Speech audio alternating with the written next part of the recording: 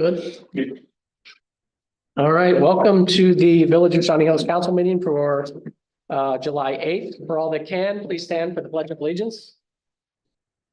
Pledge allegiance to the flag of the United States of America, and to the republic for which it stands, one nation under God, indivisible, with liberty and justice for all. Here. Eisner. Here. Nebraska. Here. Matley. Here. Here. Okay. Approval of the minutes from June 24th. Anything on page 1? Page 2? Page 3?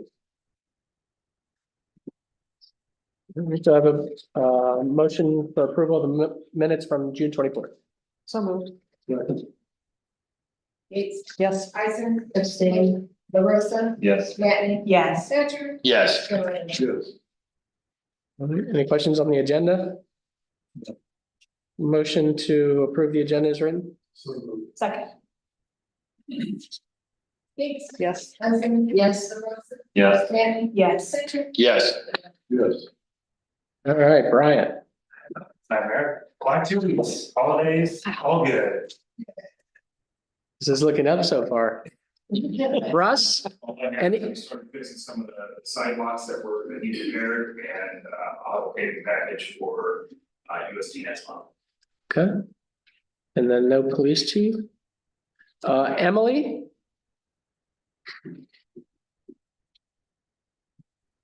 I don't have two things, nothing crazy. The first one, the health department is taking our walk-in mobile clinic on tour throughout the county. From now until August 20th, we'll be in different places. For about 2 to 3 hours every Tuesday. No appointments are required, you can get vaccines, health screenings, cribs, and other resources. It's just a walk up. It's there, you can just come up and say hi. Whatever you need. And then I shared this before, but I'm just resharing it. Bingo size is starting at Source Morning on July 16th, every Tuesday and Thursday at 9 a.m. It's a free 10-week program that uses exercise and health education to help reduce falls in older adults. So you do need to register, but you just contact Source Point and they'll get you on a list. Any questions? All right, thank you, Emily. Mr. Walls, I'm gonna move you down to where we read the legislation for comments there. All right, communications. This morning, Rob and I met with Chad and Adrian Delegati, kind of laid out. I know Russ had sent kind of the infrastructure plan, the overlay for Dublin Road. So met with him, kind of got some feedback from him, and then also discussed the potential of public-private relationship with a parking lot.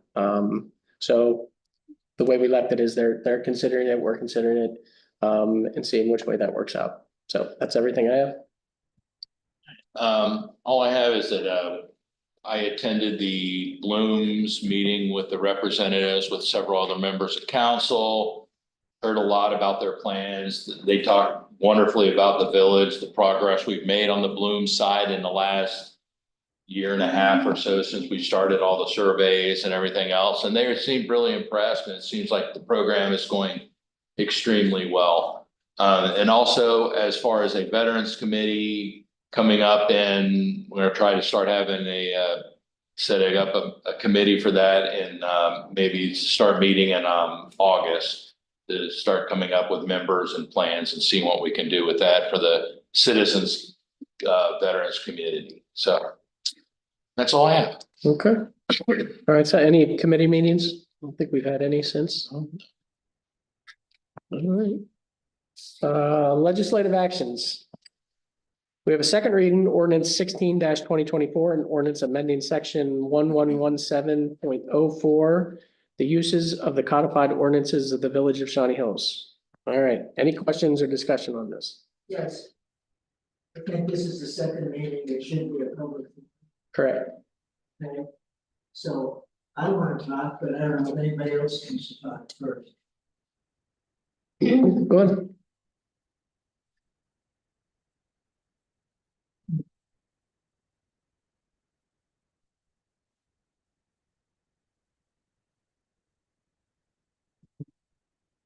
with what on my notes, glasses so that I can read the notes.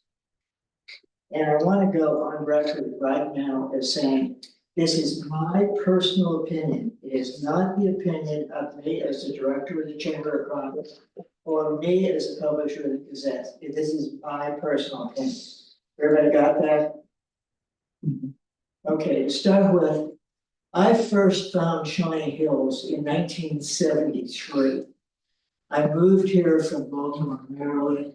I was selling cosmetics and I used to drive up here, park in front of the A-frame Shawnee Trail. And women from all over would say, the Vanda lady is here and they're running by cosmetics. So I knew Shawnee Hills for a long time.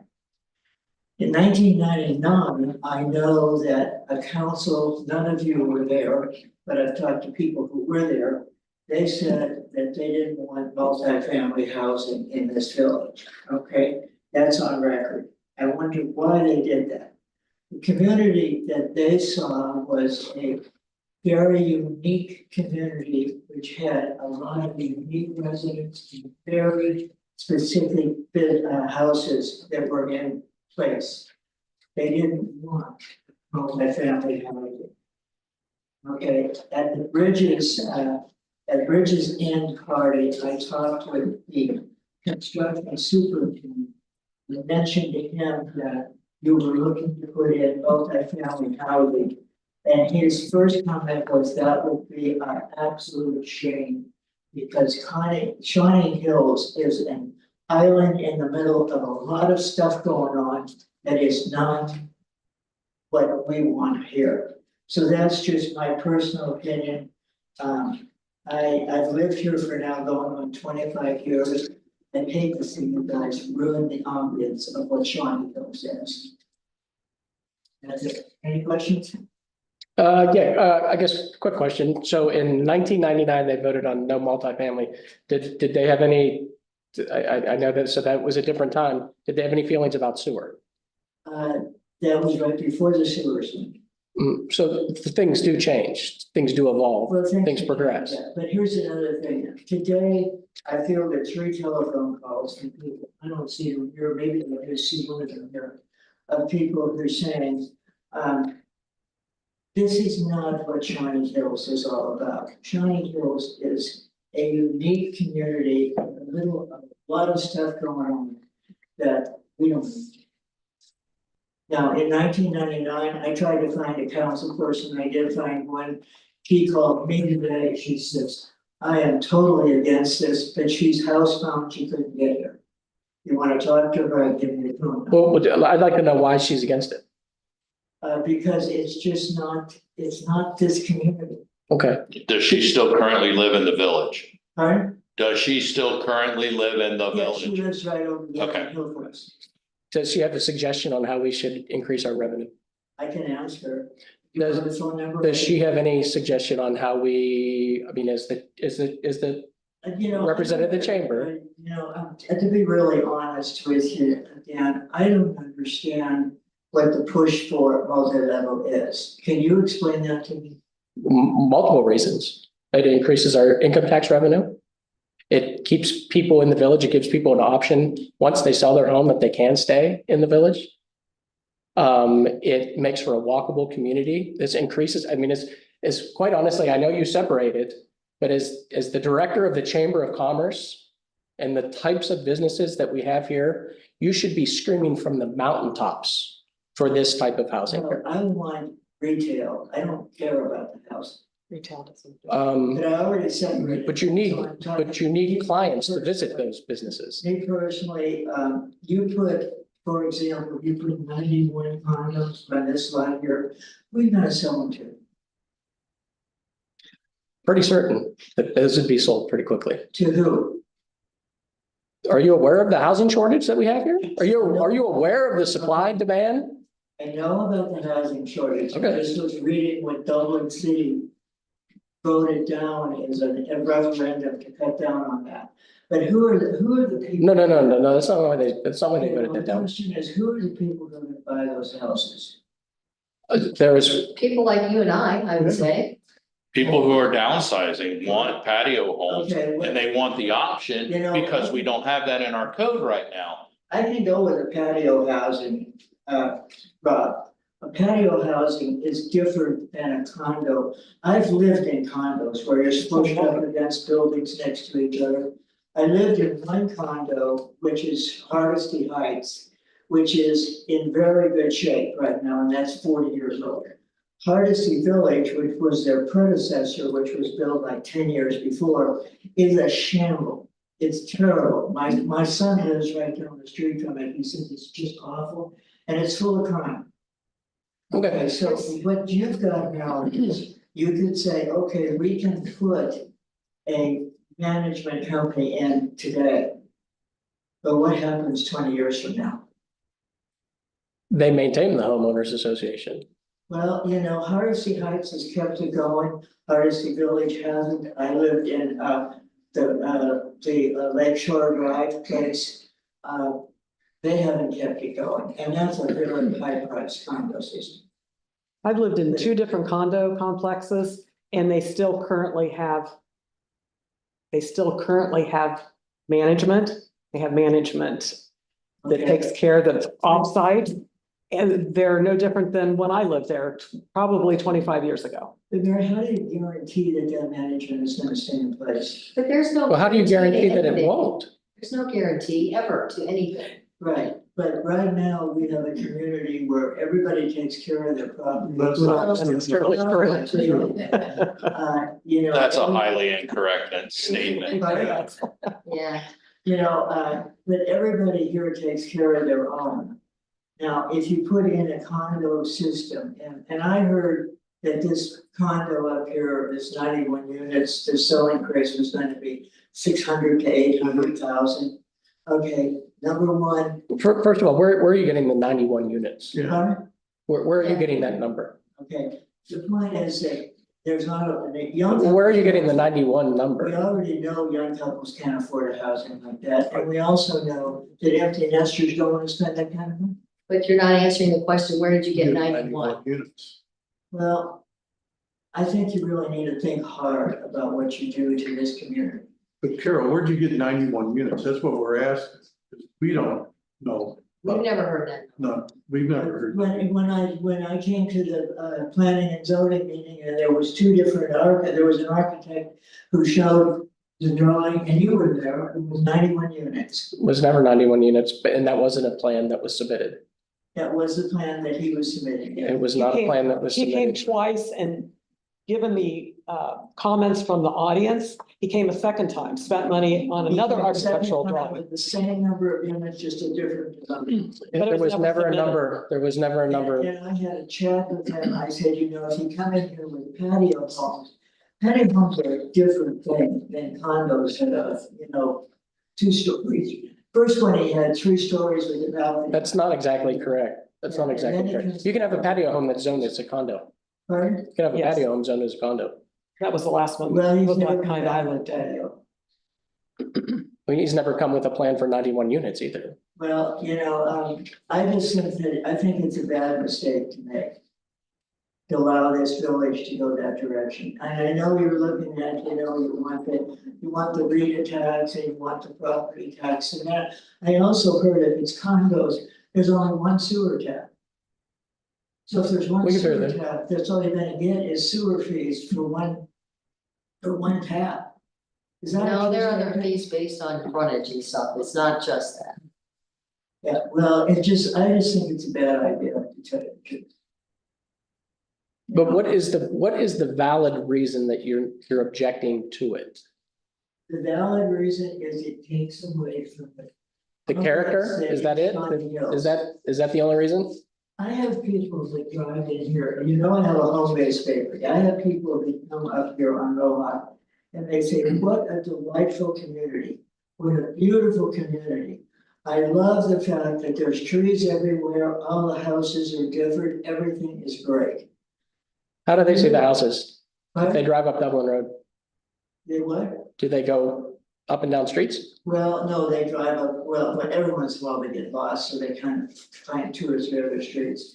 But I know that there's a lot of people here that I don't know if they're gonna talk or not, but I just don't wanna see us lose this ambience that we've got in Shawnee Hills. Okay. That's it. Thank you. Okay, thank you. All right, Mr. Walls?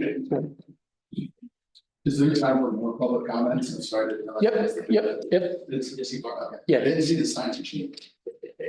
There's one out there. Oh, there was Yeah. I didn't see where. It's all right. It's all right. This is a public hearing. It's a public hearing, you won't need, just make sure you state your name and your address in the village, please. My name is Greg Walls. I live on Buckeye Drive. Wanted to comment on the ordinance that Carol was speaking about. First of all, I attended the meetings 2 years ago when the developer came and we developed the high capacity unit across the road, and there were a number of people in that meeting. There was a pretty negative reaction to that. At some point thereafter, it was council put out a survey asking for people's opinions. The results of that survey, if I remember correctly, were pretty negative to multifamily housing. So I guess 2 questions. Number one, how did this ordinance in the last meeting get kicked up to emergency ordinance? It's not, If you don't- not, This is the second reading. Well, I have minutes from the last meeting that said it was kicked up to an emergency That was ordinance. and that was passed. the police officer. 16.024. it's not an emergency, it was not. That might have. Is it a misprint in the meetings? Resolution 16. The resolution for the police officer was 16-2024. This is an ordinance that just changes the basis of our code. There you go. I've read it. It was for the police officer. It's a resolution versus an ordinance. They have the same number, but it's, one is a resolution. Okay, my apologies, and it shouldn't be an emergency, It's and not. Agreed. Yeah, I don't understand why council wants to go against the wishes of the people. no. Fair comment. I mean, part of it is that Your turn. we are not around we don't meet the criteria of all the surrounding communities that do allow it. We are out of step with the rest of the country.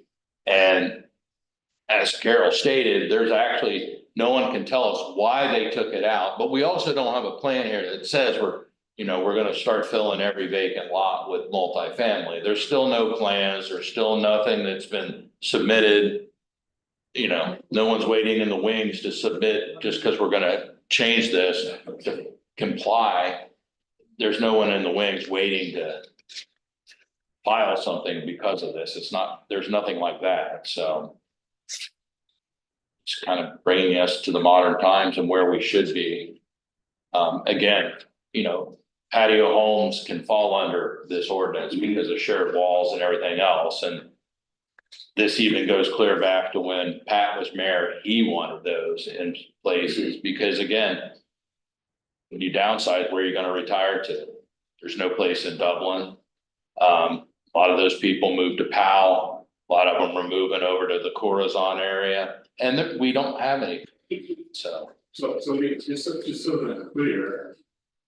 The ordinance was passed unanimously at a first reading. No. No. No, It has not been, it will not be voted on until next, next meeting.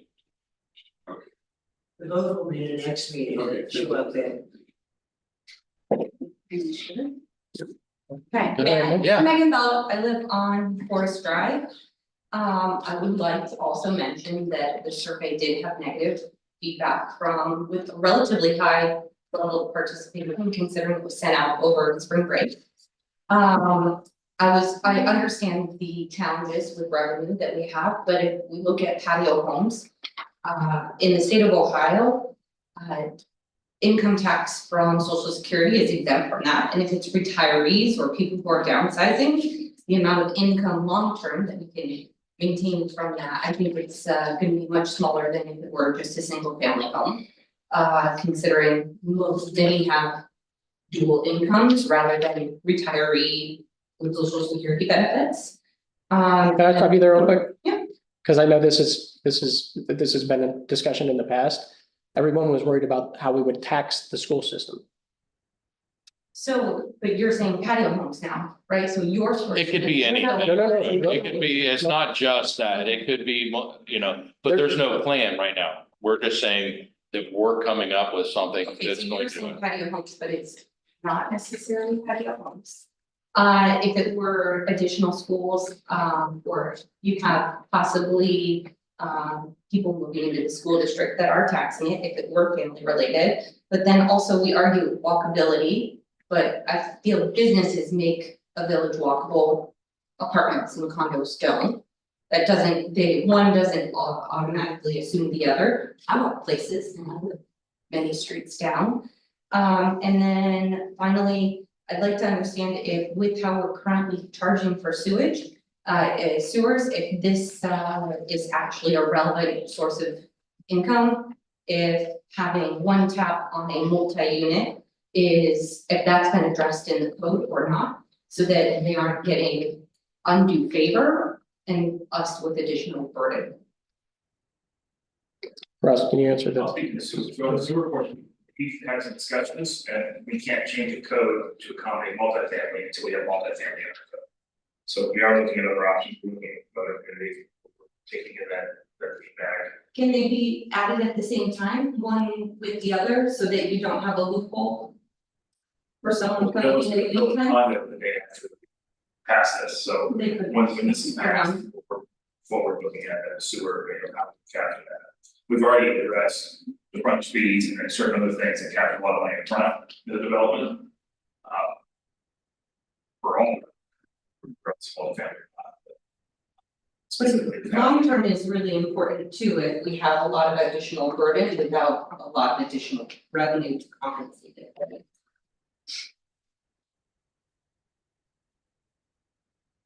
Anyone?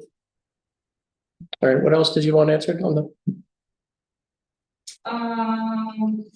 I just said it is patio homes and you won't get the revenue that you're looking for. And Well, I can tell you, if it's patio homes, in my opinion, the cost of land, unless they can get a density that's high enough that makes sense, I would venture to guess that they wouldn't do that type of infrastructure. I'd venture to guess there wouldn't be then patio I'm homes. even more against it because I don't think that this village should have anything higher or more dense Then, than something that would be a lower. Right now, as far as height, we did work with the foundation of our existing code to create the development standards for any denser development that would be part of a PUD. And the height requirement is the same as it is in the rest of the village. So that's not an issue. Is there a limitation on setback from the building road? It is the same as in the rest of the village. Which is, I can't tell you the number off the top of my head. but it has to be within a certain building road, like maybe where a sign are or something like that. it has to be a setback from the side, rear, I mean, there's minimum standards that it has to meet. Here, can I have a copy of it? It's in the draft ordinance. All the criteria are in the draft ordinance. Where can I find it?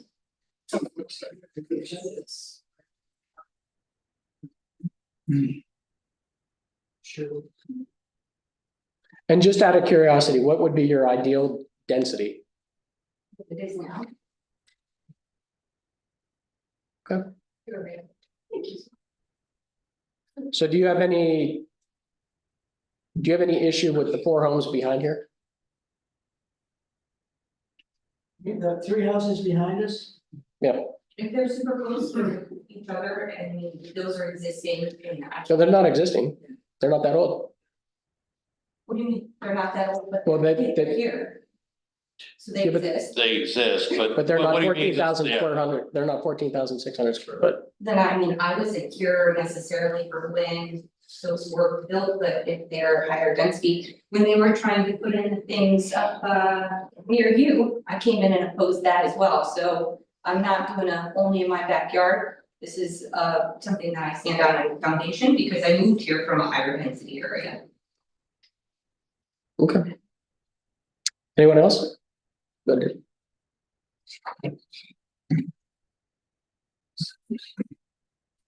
Good evening, my name is Dave Hatcher, 9511 Westview Drive. I know it's been talked on a couple of points, but I just want to reiterate, not necessarily about the sewer cost, right? The sewer is a big piece of what we're allowing this, we're looking at allowing this kind of development in here. And I know it was recently stated that you know, we can't do anything with the sewer rates. I'm talking specifically with regards to debt service, until there's something in our code. And I think the debt service needs to be looked at, not just in multifamily, but any non-residential use.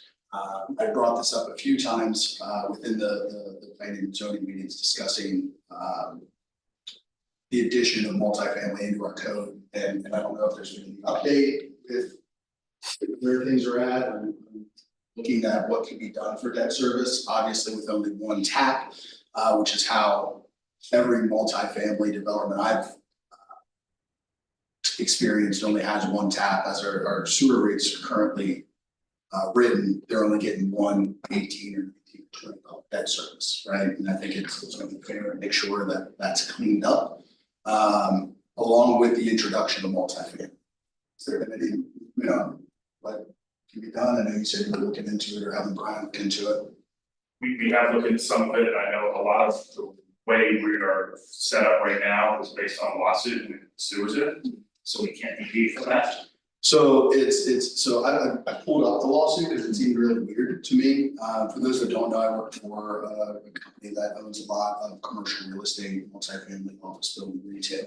And we have a few different verticals that I'm involved in. I'm involved in the construction side, and I'm also involved in our utility management on the business. So I'm pretty familiar with you know, how utilities work, how the rates are set. And just like really any regulation, it's generally regulations introduced, it's done through case law, right? So I'm used to reading this stuff. So I went ahead and looked up the lawsuit that happened 2003 to 2009. And it was interesting. It's a great read if anybody wants to look at it. But the single debt service was absolutely a point of contention within that lawsuit. It was due to not necessarily saying that it can't be done, not having a proportionate debt service can't be done to non-residential users. The lawsuit was brought forth because there was some ambiguity in how it was originally written. And there were some contradictory points within the original ordinance that set forth and established the debt service, right? And the way it was done pre-2006 was they did the debt service by EDU, defined it as EDU, so equivalent dwelling unit. And essentially the way it was done pre-2006 is they said that one debt service piece is equivalent to about 4,500 gallons of water.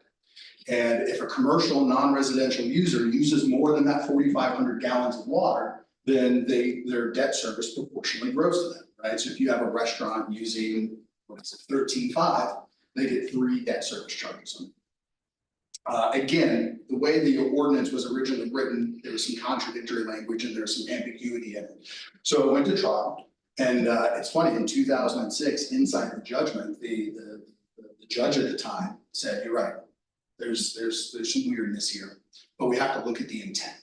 And the judge actually upheld that the $4,500 or 4,500 gallon per debt service charge for EDUs was valid and forthright. Actually, the judgment that was made for Shawnee Hills, the check that Shawnee Associates had to write included that additional EDU charge. At some point in 2006, and it's mentioned in the case notes, that the village itself stopped doing it that way. And they stopped doing it that way due to the pending legislation, right? So we had this code set for all non-residential to the pending legislation or litigation? Litigation, Okay. sorry, the pending litigation. So we had this set up, we stopped, which is fair, right? There's a lawsuit happening. Then the court ruled in our favor. It was appealed and it was affirmed. But we never went back to that original EDU. So we have restaurant, and again, this is where I say it extends past just multifamily in here. But frankly, as an owner of a home here, I don't think it's right if I have a restaurant and a tap room that's using tens and tens and tens of thousands of gallons of water every year, contributing much greater to our sewer, using our sewer to a much greater degree, and they're only paying the $18.90 on it. Like, it just doesn't feel right. It's not fair, right? So I think it's something that, you know, we can look at it and, and when you guys read it, it's super funny because even the judge back in 2006 made a statement. It's in the judgment. Made a statement. Obviously, Shawnee Hills intended for non-residential users to have this proportional debt share, because Shawnee Hills wouldn't be able to fulfill its financial obligations without it. Right, so here we are, fast forward 18 years, right? 18 years later, and we're now talking about, you know, considerable sewer issues. When, and again, it's not an indictment on here, nobody was here in 2006, but it was a major miss to the people that were sitting in your seats in 2006 by not reinstating that EDU as it relates to the debt service. Right? And anybody, I know you were looking at it, Brian was looking at it, did you guys look at the judgment that happened in that lawsuit? Yeah, and I encourage you, and I know you weren't here in 06, but it's super important to, you know, if we've got an issue like this that's being questioned, having somebody do the research is fair. So. Right, is that something you would do or Chris does? It's an ordinance that sets it. I have to talk to Chris. So I highly recommend that we go ahead and broaden the debt service discussion past just multifamily guides, what I do every day, and then multifamily, I support the code that we presented to you. Think for any, you know, dollars and cents aside, for any healthy housing mix, you know, there's room for this type of product. But in the meantime, you know, right along with it, we have to take a look at that debt service, because the sewer discussion is not going away, and it's really what kind of pushed this discussion. So again, you can't pass multifamily, you know, a sewer change or rate change before the multifamily, you can't put the cart before the horse. But I think the discussion needs to be broadened to not just what's being presented in the new code, but to all non-residential users. Again, restaurants should pay more than. Thank you. Any questions? And I'll add that Brian and I have had several conversations about sewer rates and how we make it happen. And Chris, we can go back and forth with what we can do because of that conversation. Certainly, surely she was here in 2006. So Brian, the legal advice that village staff received in 2006 was we can't build it like that. So that's why it hasn't been. Oh, I totally You know, the attorney tells the government staff not to do something, you don't do it. 100%, you know, and I'm sure that happened and it was 3 years later by the time the judgment came forth. That's what happened, right? 06, attorney said, hey, we gotta shut this off, right? But then 3 years later, the judge, of course, went ahead and affirmed how we were billing back then, and nobody ever took a look at that. So it's just, you know, there's a lot of money out there that's been missed on billing a way that the court has said they're not. Well, and some of it has been. Some of the sewer fees have been updated, so that was that, I'm losing track, but a year and a half ago is when Probably Chris had updated some of the, We So, done a pretty quite a bit of comprehensive it. update for fees. right. He's talking about that, sir. Yeah, that's right. I know. Yeah, He's talking about right, that. I'm talking about Yeah. other sewer For related sure, expenses. because, you know, when it was first presented, you know, tappies, and we had the discussion, it's not how it's built. Right? You get one water tap, you get one sewer tap, you only get one bite of that apple, and you're right, we fixed that, I don't think there's an issue there, I think we just need to look at that debt service piece. Yeah, I can agree with that, I get behind that, absolutely. Makes sense. All right, anyone else? Anyone, Brian? No? All right. Moving on, approval of the bills. Do I have a motion to pay the bills in the amount of $93,742.17? Second. Gates. Yes. Reichner. Yes. Supervisor. Yes. Henry. Yes. Cantor. Yes. Stover. Yes. All right, treasurer's report. General fund, 502,203.48, street fund, 49,000. State highway, 42,974.45. The body armor, 2,443. Continuing professional training, 8,528.76. And the private jet, 10,246.45. Drug law enforcement, 534.41. Indigent drivers, 385.84. Law enforcement trust, 3,820. American Rescue Plan, 55,468.14. Forest transportation, 2,795.98. Fire fund, 3,891.20. Leave fund, 648.38. 88,253.77. Tip 2. 40,034.94. District, 96,171.73. Veterans Memorial, 298.97. Sewer operating, 59,809. Sewer replacement, 7,506.08.